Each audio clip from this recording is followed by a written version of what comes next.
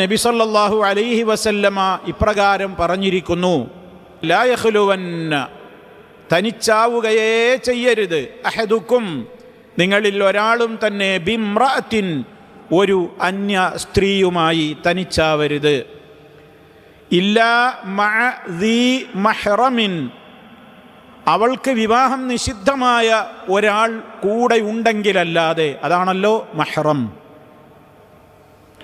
മഹ്റം കൂടെയില്ലാതെ ഒരു സ്ത്രീയുമായും നിങ്ങളിൽ ഒരാളും തനിച്ചാവാൻ, ഒറ്റക്കാവുവാൻ പാടില്ല.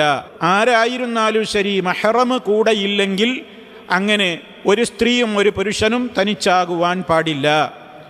നമ്മുടെ നാടുകളിലൊക്കെ പലപ്പോഴും വാഹനങ്ങളിൽ ഡ്രൈവറുടെ കൂടെ തനിച്ച് യാത്ര ചെയ്യുന്ന അവസ്ഥകളുണ്ട്.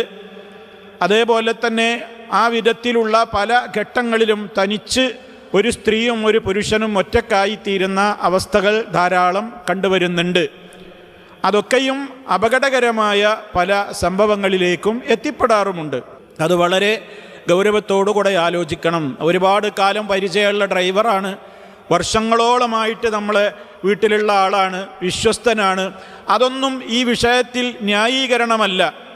അതൊന്നും ഇസ്ലാം ഈ വിഷയത്തിൽ ന്യായീകരണമായി അനുവദിക്കുന്നുമില്ല, ആരായിരുന്നാലും. കാരണം ഇതൊക്കെ നിർദ്ദേശം തന്നെ ആരോടാണ്? വിശ്വാസികളോടാണല്ലോ, മുഅ്മിനീങ്ങളോടാണ് ഇതൊക്കെ നിർദ്ദേശം തന്നെ.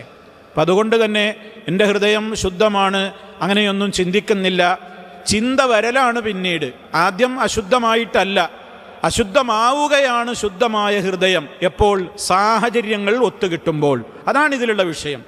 ആള് ക്ലീനായിരിക്കാം, ആള് ശുദ്ധനായിരിക്കാം, അതൊക്കെ ശരിയാണ്.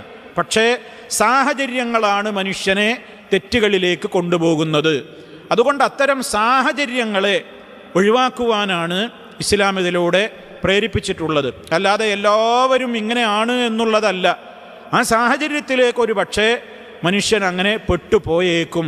അതുകൊണ്ടാണല്ലോ നബി സല്ലല്ലാഹു അലൈഹി വസല്ലം അത് ഗൗരവത്തോടുകൂടെ പറഞ്ഞതും നിങ്ങൾ അങ്ങനെ തനിച്ചാകാൻ പാടില്ല എന്നുള്ളത്.